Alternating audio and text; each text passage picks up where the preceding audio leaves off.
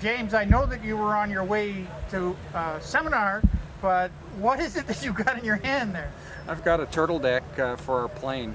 Since we had a square back on our fuselage, I knew that it was a good idea to take that and take advantage of it. So it was always in the plans to make a turtle deck that would make the plane look more like a little J3 Cub, and I think we nailed it. It's just gorgeous.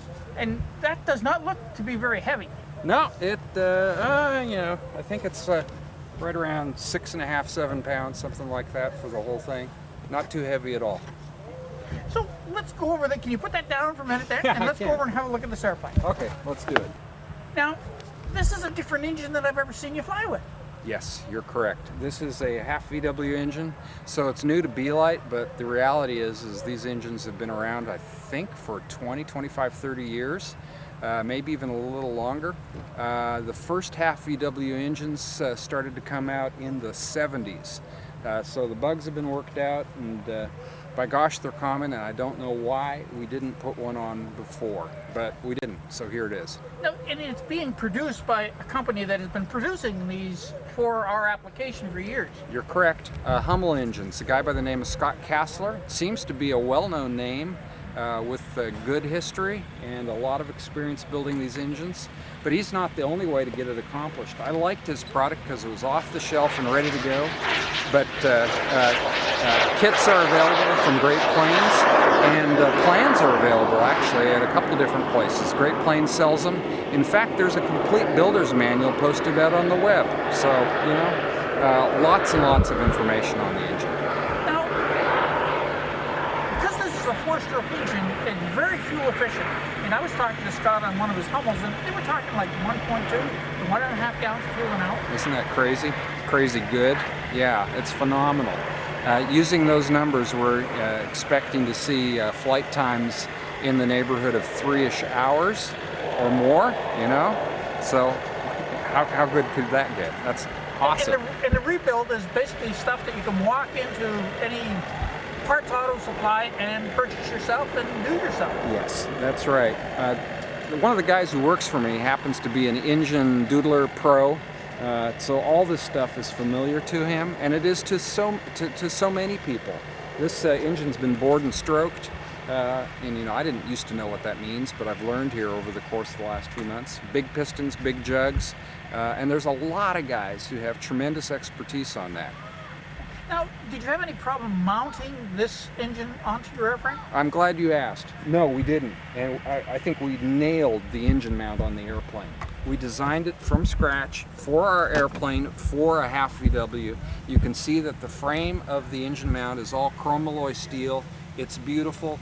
It's thrust and weight bearing down at the bottom. Then we got this heavy steel arm across the front. And then we designed this exact fit mounting plate, complete with the rubber isolators. And that whole thing, we've priced it only at $300. In other words, it's the same price as the rest of our engine mounts. It's just beautiful. The entire engine mount is only 4 pounds, so pretty cool. Now, what about performance? I mean, you were using a little Hertz single cylinder on this before. How is the performance between the two? I don't know. I wish I did. I will know in a few days. We did not fly this plane before the show. We're not flying at the show. All I can tell you is what we're expecting. We're expecting cruise speeds in excess of 62 miles an hour, which means we need to throttle stop it for Part 103 or adjust the prop. And we're expecting just overall pretty good performance, because 45 horsepower, we've flown our planes with everything from 28 to 50. And they get pretty spicy when you get up into the mid-30s and up. So we're expecting nothing but good things, but you'll have to check back for the confirmation next week when we get back into Wichita. Okay, so we move from the engine and we take a step back into the fuselage. And that is a little bit different than what I've seen in the past as well. Yes. We've been migrating the design of the airplane from chrome alloy steel into aluminum over the course of the last year. And so what we've done here is we've created a fuselage that the kit purchaser can build on his own using lots and lots of parts that we produce on our CNC equipment. and you can see one right here, a gusset that's been cut on the CNC machine, but there's all kinds of similar parts all over the airframe. We've selected alloys that are super good for the application. We're using a variety of alloys for the airframe, 7075, obviously 6061 T6, and 2024. So these are above average aluminum alloys with above average strength. And it means that we were able to shave about 6 pounds out of the design using the aluminum. So that's been improving as well. And we've made the construction pretty easy. The rear fuselage, the way that the kit builder receives it, it comes with, it's completely pre-fitted. We do it on our own assembly jig table, and we have the whole thing set up, drilled, clecoed, and matched, and then we disassemble it for the kit builder. So the rear of the fuselage, if a guy was super competent, you can put one of those fuselages together in 8 hours. And I've done it. Now I'm the factory, I understand. In fact, I've done it in less than that. But the whole point is that it's just easy to put together. Now, is there any special tooling that someone's going to need to put this together? No. The only thing you need to put this thing together is a flat work surface. And you need a work surface that's long enough to build a wing, which means you need a 12-foot table, 12 foot by 48 inches. Even a little narrower than that will work. And so, you know, you can do it in a garage pretty easily.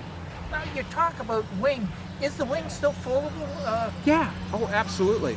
We already showed you how the turtle deck comes off. You do have to pull the turtle deck off to fold the wings, but it's exactly the same wing we've always sold with the removable pin. Once you pull the pin, the entire wing just flops backwards. So folding the wings is a 2-minute job. Now, you've also offered this in the past as a tricycle gear. Any look to the future there? Yes. We are delivering aluminum fuselages with trikes. Already done it. There's already one flying that's out there, and so we'll be doing it again. So if somebody wanted to get in touch with you, get a little more information, what's the easiest way to do that? You can always get to our phone number through the website, beliteaircraft.com, B-E-L-I-T-E aircraft.com. And where are you physically located? Wichita, Kansas, air capital of the world, where all the good airplanes come from. If somebody decided they wanted to get one of these kits, how long are they looking before you can deliver one? We're pretty good on deliveries. August is probably out of the question at this point, but September and beyond is open. And likewise, ready to fly airplanes, September and on is open.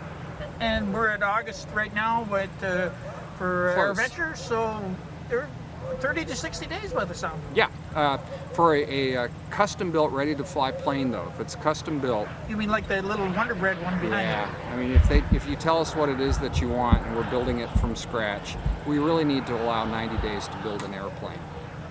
Thank you very much for your time. Dave, it's always a pleasure.